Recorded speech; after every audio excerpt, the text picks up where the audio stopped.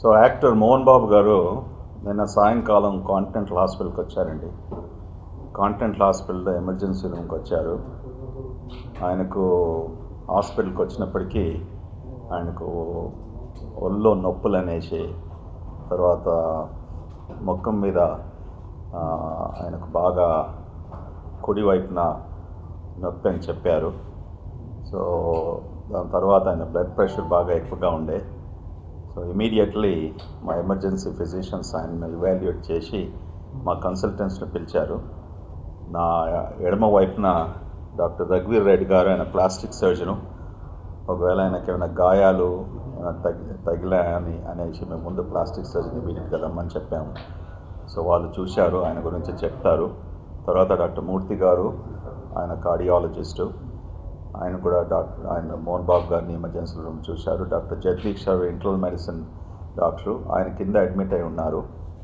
So అతన్ని immediately survey చేసిన తర్వాత అడ్మిట్ చేశాం హాస్పిటల్లో, బ్లడ్ ప్రెషర్ అంతా స్టెబిలైజ్ చేయడానికి. ఆయనకు ముఖ్యంగా కంప్లైంట్స్ అన్నీ మెడలో నొప్పి, కానీ శరీరంలో నొప్పి, ముఖ్యంగా ఈ కాల్లో నరానికి సంబంధించిన కొద్ది నొప్పులని చెప్పారు. సో దాంతోపాటు ఆయన మానసికంగా బాగా he was very upset. So ఎక్కువగా యాంగ్జైటీతో ఉండేసి మానసిక బాధతో ఉన్నప్పటికీ ఆయన he was not in a frame of mind to understand as to what is going on. So I will ask doctor రఘువీర్ to what was his assessment and very quickly review. Mohan Babu గారికి నేను నైట్ మేము examine చేసేటప్పటికి left కంటి కింద కొంచెం బాగా కమిలినట్లు గాయాలు తగిలాయండి.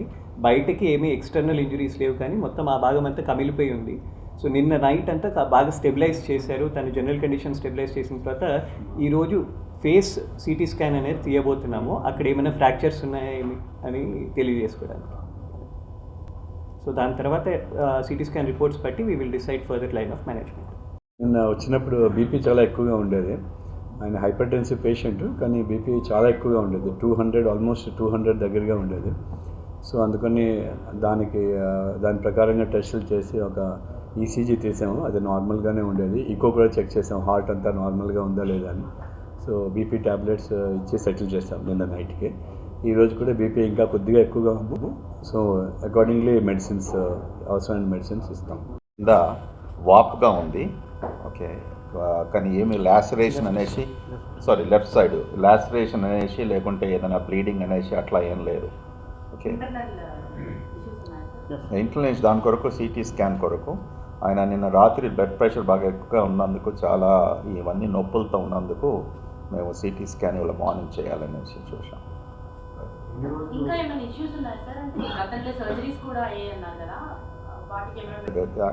ఆయన ఇన్ పేషెంట్ రూమ్లో ఉన్నారు. ఓకే, ప్రైవేట్ ఇన్ పేషెంట్ రూమ్లో ఉన్నారు. మోహన్ బాబు గారు ఉన్నారు హాస్పిటల్లో. అది ఇవాళ మార్నింగ్ అసెస్మెంట్ ప్రకారం ఇంకా 2 days అలాగా స్టెబిలైజేషన్, బ్లడ్ ప్రెషర్ ఇదంతా చేసుకున్న తర్వాత డిశ్చార్జ్ అవుతారు. ఈ ఒళ్ళు నొప్పులతో తర్వాత ముఖ్యంగా ఆయనకు మెడల నొప్పి, ఈ చేతుల నొప్పి, ఎందుకంటే మోహన్ బాబు ఇంత క్రితమే కొన్ని సర్జరీస్ అయ్యాయి.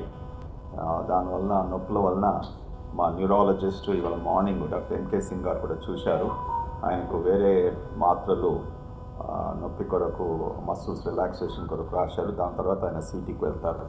డాక్టర్ జగదీష్ గారు, ఆయన ఇంటర్నల్ మెడిసిన్ డాక్టరు, ఆయన మీ అసెస్మెంట్ అండి.